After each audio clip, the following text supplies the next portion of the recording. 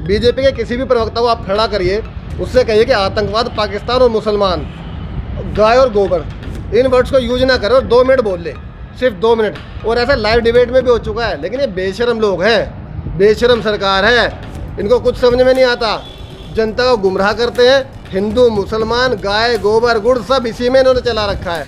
मोदी के भक्त जो हुआ करते थे ना, तो बीजेपी को चिल्लाते थे हम मोदी जी, उनकी फटी पड़ी है इस टाइम। लेकिन प्रॉब्लम क्या है कि इतना बोल चुके हैं मोदी जी के बारे में, अच्छा अब बुरा बोलने की हिम्मत नहीं है ना, उनको पता है गाली पड़ेगी आगे। इनकी जगह पागल खाने में है, यहाँ पर नहीं है, गलत जगह बैठा हुआ है इनको।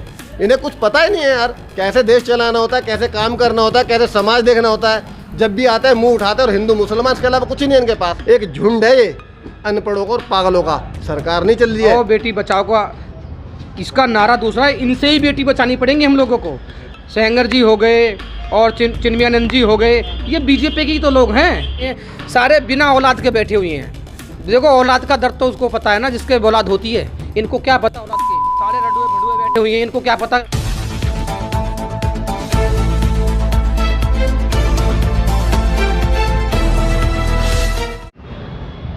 आपने बताया आतंकवाद की बात करी है बीजेपी वालों ने ना, इनके पास कुछ और है। बीजेपी के किसी भी प्रवक्ता को आप खड़ा करिए, उससे कहिए कि आतंकवाद, पाकिस्तान और मुसलमान, गाय और गोबर, इन वर्ड्स को यूज ना करो और 2 मिनट बोल ले, सिर्फ 2 मिनट। और ऐसा लाइव डिबेट में भी हो चुका है। लेकिन ये बेशरम लोग हैं, बेशरम सरकार है, इनको कुछ समझ में नहीं आता, जनता को गुमराह करते हैं। हिंदू, मुसलमान, गाय, गोबर, गुड़ सब इसी में इन्होंने चला रखा है। इनसे रोजगार की बात करिए तो ये नीलबटे सन्नाटा, स्वास्थ्य की बात करिए तो उनके पास कुछ नहीं है, सुविधाओं के नाम पर बात करिए तो उनके पास कुछ नहीं है। और सबसे बड़ी बात अगर सुरक्षा की कर ली जाए, जिस नारे के साथ ही आए थे बेटी बचाओ बेटी पढ़ाओ, अगर हम उस पर आ जाएं और सुरक्षा की बात करें बेटियों की, तो ये वो लोग हैं भैया, जब बेटियों के बलात्कार होते हैं तो नारे लगाते हैं, नारे, उसके जाकर बलात्कारी के पक्ष में। ये बलात्कारी से मिलने जेल में जाते हैं, ये बलात्कारियों की पैरवी करते हैं, कातिलों की पैरवी करते हैं, कातिलों को मालाएं पहनाते हैं, स्वागत करते हैं उनका। ये सिखाएंगे क्या चीज़ कैसे करनी है। एक झुंड है ये अनपढ़ों को और पागलों का, सरकार नहीं चल रही है। क्यों नहीं करेंगे, सच बोल दिया ना उसने, और सच से इनको परहेज है। ना तो बस सच बोलना इनके बस की है, ना इन्होंने सीखा है। इन्होंने सच तो तब नहीं बोला जब देश गुलाम था भाई, तब भी इन्होंने गुलामी करी थी अंग्रेजों की। आज तो अपना राज कर रहे हैं, कैसे कि सच बोलने वालों को सामने खड़ा होने देंगे। क्या गलती थी उनकी, खुलासा ही तो क्या था। और ये जो संस्कारी लोग हैं, जिस हाथरस मुद्दे की आप बात कर रहे हैं, वो बेटी इन्होंने रात के 2:30 बजे जला दी बिना परिवार वालों के। अब इन से पूछा जाए संस्कारी लोगों से कि कौन से संस्कार थे जो रात में उठाकर मिट्टी का तेल छिड़क के 2:30 बजे उस बेटी को जला दे गया। तब कहाँ मर गया था इनका हिंदुत्व। ये जो ठेकेदार बने घूमते हैं, ये मैंने फिर रिपीट कर रहा हूँ, ये हिंदुत्व का एजेंडा नहीं है। हिंदुत्व की है HB नहीं जानते, अनपढ़ गंवार लोग हैं जो इस तरह के हादसे और घटनाओं को अंजाम दे रहे हैं। इनका किसी भी धर्म से, किसी भी मानवता से, किसी भी समाज से कोई सरोकार नहीं है। ये सिर्फ एक चीज़ जानते हैं, देश को लूटना कैसे है, ख़त्म कैसे करना है, इसके अलावा कुछ नहीं है। क्या कहेंगे आप? नहीं, जो हाथरस में जो हुआ है, ये लड़की का अब तो रेप होने के लिए मना कर दिया कि रेप ही नहीं हुआ है। ऐसा पहली बार मैंने भी लाइफ में सुना है कि लड़की ने बयान दिया है कि मेरे साथ रेप हुआ है। अब तो ये धाराएं भी ख़त्म कर दी है, अगर सीमेंस नहीं पाया जाता है तब भी आपके ऊपर केस होगा। लेकिन यहाँ पर क्या हो रहा है, लड़की वाले से ही पूछताछ हो रही है, उसको टॉर्चर किया जा रहा है। लड़के जिन्होंने रेप किया है उनके फेवर में रैलियाँ निकाली जा रही हैं।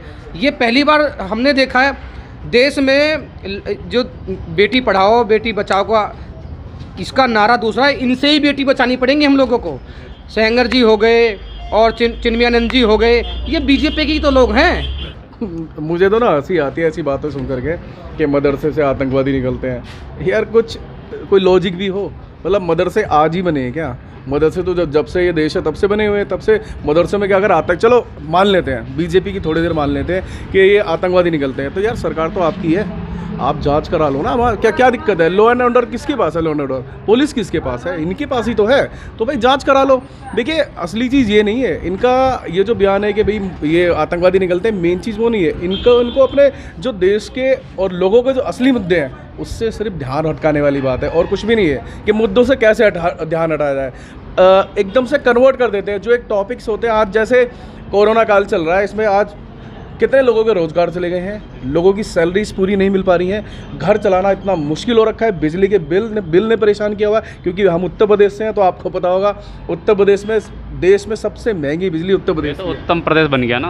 अजी ये तो देखिए, टीवी के ऊपर तो बीजेपी नेताओं के थ्रू उत्तम प्रदेश बोल लो, कुछ भी बोल लो। ऐसे तो हमारे योगी जी बोलते हैं कि ये क्राइम फ्री प्रदेश हो गया है, लेकिन आज आप कुछ भी रिकॉर्ड छोड़ो, रिकॉर्ड तो गवर्नमेंट वाले रिकॉर्ड छोड़ोगे, वैसे कितनी घटनाएं होती हैं जो सामने ही नहीं आती हैं। वो तो शुक्र मनाओ कि सोशल मीडिया है जिसकी वजह से थोड़ी सी सामने आ जाती है। अगर ये सोशल मीडिया नहीं होता ना तो शायद ये हाथरस की जो घटना हुई थी वो कोई जान भी नहीं पाता, दबा दी जाती। अच्छा, चुनाव आते ही इनको धर्म याद आ जाता है, हिंदू याद आ जाता है, मुस्लिम याद आ जाते हैं, लेकिन ये आरोप लगाते हैं विपक्षी पे कि वो लोग बांट रहे हैं। अगर इनको धर्म याद नहीं आएगा, हिंदू मुसलमान याद नहीं आएगा, तो और याद क्या आएगा? रोजगार का इनको पता नहीं है, शिक्षा का इनको पता नहीं है। जब ये किसी अनपढ़ को उठाकर शिक्षा मंत्री बना सकते हैं तो इससे ज़्यादा मैं क्या कहूँगा। किसी चीज़ का नहीं पता, सुरक्षा के नाम पर ये जीरो है। मैंने अभी बात कही थी वो दोबारा दोहरा देता हूँ भाई, जब ये रोजगार पर जीरो है, शिक्षा पर जीरो है, सुरक्षा पर जीरो है, देश की अर्थव्यवस्था खत्म हो चुकी है, माइनस में जीडीपी जा रही है, उस पर एक सवाल कर लीजिए। अरे हाँ, देखिए कल हमारे मोदी जी आए थे 6 बजे, बड़ा शोर मचाया, पूरी मीडिया चिल्ला रही थी मोदी जी आएंगे, मोदी जी आएंगे। मेरे जैसे, आप जैसे बहुत सारे लोग यहाँ बेचारे बैठ गए होंगे उम्मीद में कि क्योंकि जो देश की हालत है, जो रोज़गार ख़त्म है, जो व्यवसाय दुकानें सब बंद पड़ी हैं, घर में खर्चा नहीं चल रहा है, लोगों को एक उम्मीद थी कि शायद आएंगे, कुछ बताएंगे, कुछ ऐसा देंगे कि त्यौहार बन जाएगा लोगों का। दिवाली आ रही है, शुभकामनाएं तो दे गए महाराज, लेकिन बता कर क्या गए हैं? साबुन से हाथ धोना है, मास्क लगाना है, वो जो रटी रटाई बातें चली आ रही हैं। जिस कोरोना के नाम पर 1 करोड़ अरबों खाकर बैठे हैं, उसका फिर दोबारा से वही चिट्ठा चला गए। जरूरत तो जिस चीज़ की तो उस पर बात नहीं करते ना भैया, इसलिए इनको धर्म याद आता है। अच्छा, जिस तरीके से इन्होंने कहा है कि उषा ठाकुर ने कि मदरसों से आतंकवादी निकलते हैं या आतंक फैलाने के लिए इसको बंद कर देना चाहिए। साइकोलॉजिस्ट होते हैं बहुत अच्छे लेवल के, उनको बैठाया जाए, चेक करा जाए। मैं गारंटी कह रहा हूँ कि अच्छा साइकोलॉजिस्ट को पागल सिद्ध कर देगा। आधे से ज़्यादा जो इस तरह की बयानबाजी करते हैं उनको ढंग के लेवल से चेक करा जाए। लोग पागल हैं, इनकी जगह पागल खाने में है, यहाँ पर नहीं है, गलत जगह बैठा हुआ है इनको। इन्हें कुछ पता ही नहीं है यार, कैसे देश चलाना होता है, कैसे काम करना होता है, कैसे समाज देखना होता है। जब भी आता है मुंह उठाते हैं और हिंदू मुसलमान, इसके अलावा कुछ ही नहीं है इनके पास में। तो ये तो ऐसी ही बातें करेंगे जब इनको सरोकार ही नहीं है किसी चीज़ से कि कैसे काम करना है, क्या करना है और कहाँ करना है, क्या चीज़ बोलनी है, कैसे बोलनी है, कहाँ बोलनी है, कुछ नहीं पता। सिर्फ एक चीज़ पता है, हिंदू मुसलमान कराइए, आपस में लड़ाई कराइए, लाशें बिछाइए और लाशों पर राजनीति करिए, इतना जानते हैं लोग। इसके अलावा इन्हें कुछ भी नहीं पता। क्या लगता है मदरसों को, जैसा कह रहे हैं सरकार की, मदरसों को बंद कर देना चाहिए? देखिए, कहने के लिए तो ये कुछ भी कह सकते हैं, पूरी तरीके से इनको आज़ादी है क्योंकि सरकार ही नहीं की है, और जो सरकार में है वही सबसे बड़ा होता है, उससे बड़ा कोई भी नहीं होता है। तो जो ये फैसले करेंगे वही मान्य होंगे, पहली बात तो। लेकिन मैं आपको बता दूं कि जो शिक्षण संस्थान हो वो किसी भी संस्कृति से जुड़े हुए हों, ठीक है। जैसा कि अभी असम में भी एक मुद्दा आया था कि वहाँ के जो मुख्यमंत्री साहब हैं वो वहाँ पर मदरसों के साथ साथ कुछ संस्कृत विद्यालय हैं उनको भी बंद कराना चाह रहे हैं, ठीक है। दूसरी तरफ ये बात करते हैं कि भाई हमारी जो प्राचीनता है वो बनी रहनी चाहिए ताकि लोग हमें 100 सालों, हज़ारों सालों के बाद भी हमें याद करते रहें। लेकिन ये क्या कर रहे हैं कि उन्हीं प्राचीनता को समाप्त करना चाह रहे हैं, जिससे वास्तव में देश को सही आचरण वाले लोग मिले हैं, एक से एक बढ़ के आदमी मिला है, ठीक है, जो संस्कारी है, ठीक है। क्या लगता है जिस तरीके से कानून व्यवस्था उत्तर प्रदेश की, और इस पर बात नहीं करते योगी आदित्यनाथ, पीएम ने भी अभी तक हाथरस मामले में कुछ नहीं बोला। कानून पे बात करने का मौका देंगे तब ना, कानून पे तो बात हो नहीं सकती ना, क्योंकि कानून का तो सबको पता है। ये लोग आंखें कान बंद करके बैठे हुए हैं, इनको पता है। इनके कानून की बात करो तो ये हिंदू मुस्लिम पे आ जाते हैं, कानून की बात करो तो ये लोग गाय पे आ जाते हैं। कानून की बात करेंगे क्या? इनको भी पता है रियलिटी। अगर ये रियलिटी चेक करने जाएंगे तो इनको भी पता है धरातल पे हो क्या रहा है। प्रॉब्लम ये है, ये देखना नहीं चाहते, ये सुनना नहीं चाहते। एक्चुअली क्या है, कहावत है, सैया हवलदार तो फिर डर खाएगा। जब एक थाली के चट्टे बट्टे हैं सारे, सबको पता है ऊपर तक कौन बैठा हुआ है, सारे एक जैसे बैठे हुए हैं, सारे बिना औलाद के बैठे हुए हैं। देखो, औलाद का दर्द तो उसको पता है ना जिसके औलाद होती है। इनको क्या पता औलाद के? सारे रंडुए भंडुए बैठे हुए हैं, इनको क्या पता? हमारे सीएम जी भी शादी नहीं करी, पीएम जी ने शादी नहीं करी। हमसे पूछो ना दर्द क्या होता है, कोरोना काल में क्या बैंड बजी है। सारे बिजनेस 17 लाख रुपए का नुकसान तो मुझे हुआ है, मेरे साड़ियों को शोरूम तो 0 पे आ गए हम लोग। मोदी के भक्त जो हुआ करते थे ना, तो बीजेपी को चिल्लाते थे मोदी जी, उनकी फटी पड़ी है इस टाइम। ऊपर हमारे एक भगत थे जो आज उनकी EMI नहीं जा रही है उसकी फ्लैट की, रो रहे हैं, बैंक में 0 बैलेंस पड़ा है, कहाँ से जाएं?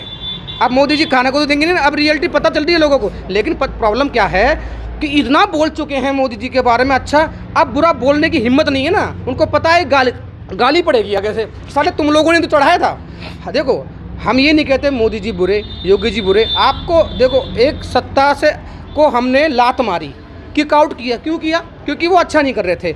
ये तो आप भी मानोगे कि सर मोदी जी से लोगों को बहुत उम्मीद थी, बहुत लोगों ने एक्सपेक्टेशन किया था कि इन्होंने गुजरात मॉडल सेट किया था और गुजरात में अच्छा एग्जाम्पल सेट करके ये लोग, तो लोगों ने सोचा कि ये देश को भी अच्छा चलाएंगे, लेकिन जैसा किया था ऐसा हुआ नहीं। आप रियलिटी चेक कर लीजिए सर। अच्छा, ये बात करें विकास की, ये कारण तो नहीं है कि वो लास्ट में आके सिर्फ हिंदू मुस्लिम पे रख देते हैं बात को, कुछ भी बात हो हिंदू मुस्लिम ले आते हैं। विकास की परिभाषा भाजपा वालों के लिए मेरे ख्याल से कुछ उल्टी है। हम लोग तो सोचते हैं विकास रोजगार बढ़ने का नाम होगा, अर्थव्यवस्था बढ़ने का नाम होगा, लोगों के धंधे पानी चलेंगे, इसको विकास कहते होंगे, शिक्षा का स्तर बढ़ेगा। लेकिन शायद हम लोगों से समझने में कुछ गलती हुई है।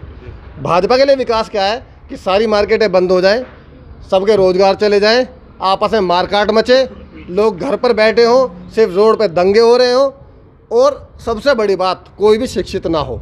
शायद इसको विकास कहते हैं। और अगर भाजपा के हिसाब से विकास है तो वो बहुत बढ़िया तरीके से हो रहा है, उसमें कोई कमी नहीं है जी। सर एक मिनट, विकास हो रहा है, विकास तो हुआ है, ऐसा नहीं है विकास नहीं हुआ है। ये हमारे चौधरी साहब देख नहीं पा रहे विकास को, विकास हुआ है, विकास हुआ है। देखो जेटली जी के लड़के का, देखो अध्यक्ष बन गए DDCA के, विकास हुआ है। हमारे गृह मंत्री जी के लौंडे का, देखो लौंडा कहाँ से कहाँ पहुँच गया। सौरव गांगुली जैसे स्टार प्लेयर को भी बीट कर दिया। इतनी सेंचुरी मारी है लड़के ने, उनके लड़के ने, कि आज तक सचिन तेंदुलकर भी पूछ रहा है भाई साहब कैसे ऐसे अच्छी बैटिंग की, उसका इनाम उनको मिला है। तो ऐसा नहीं है विकास नहीं हो रहा है, विकास हो रहा है, अपने लोगों का विकास हो रहा है। हम अपने थोड़ी ना हैं, हम लोग क्या है, हम लोग तो पब्लिक हैं जी। पब्लिक क्या है, जब चुनाव आते हैं, और हम लोग भी तो अंधभक्त हैं ना। देखो सही, हमें पता है कि हम, देखो नेता को कौन बनाता है, बड़ी विडम्बना ये समझो इस बात को कि हम लोग, ये हमारी वोट से एक नॉर्मल आदमी संसद में जाता है, विधायक पार्लियामेंट में जाता है, विधायक बनते हैं, ठीक है सर, और हम लोग इनके फिर तलवे चाटते हैं। ये तो देखो कमी हमारे भी है ना, 500 रुपये में बिक जाते हैं। वोट चलेंगी, 500 रुपये दे दिए, दारू दे दी, हम एक महीने दारू में मस्त रहेंगे, उसके बाद में इनके पैर छुएंगे। भाई सीधी सी बात, विकास होगा क्यों? इन्होंने हमारी वोट को भी खरीद लिया, उसको किक आउट तो करना ही था ना। तो विकास नहीं होना सर, ये अपना ही विकास करेंगे। हमारा तो विकास हो लिया सर जितना होना था। 17-18 लाख रुपए की एस्टेसी हो गई है, फुटपाथ पे आ गए हैं लोगों की हालत बहुत ज़्यादा ख़राब है सर। तुम देखो दाल, अरहर की दाल का रेट 60 रुपये हुआ करता था, आज रेट पता है सर 130 रुपये किलो बिक रही है। लोग ये बोला करते थे जब के जाते थे कि भैया कर रहे हैं दाल रोटी खा के गुजारा, अब नहीं बोलते, अब तो कान में मारने का मन करता है। अब तो ये बोलेगा तू दाल रोटी खा रहा है ना भाई, तू तो मालदार आदमी है, इसका मतलब है भाई, क्योंकि दाल खा रहा है भाई। 130 रुपये दाल कौन खाएगा हैं? इतने का तो चिकन आएगा ना, चिकन भी खा सकते हैं, लेकिन नहीं खा सकते। लास्ट इलेक्शन क्या कहते हैं? मैं ना कुछ भाजपा के जो नेता हैं या भाजपा पार्टी वालों को ना कुछ याद दिलाना चाहता हूँ। वो एक्चुअली वो भी भूल गए हैं। 2014 में जब भाजपा आई थी तो उससे पहले क्या नारे थे उनके, और कोई भी मतलब हम भी बहक गए यार, अगर ऐसा क्या पता ऐसा हो जाए कि बहुत हुआ नारी पे अत्याचार, अब की बार फलाने की सरकार, बहुत हुआ पेट्रोल पे मार, अब की बार फलाना सरकार, बहुत हुई महंगाई की मार, अब की बार फलाने की सरकार।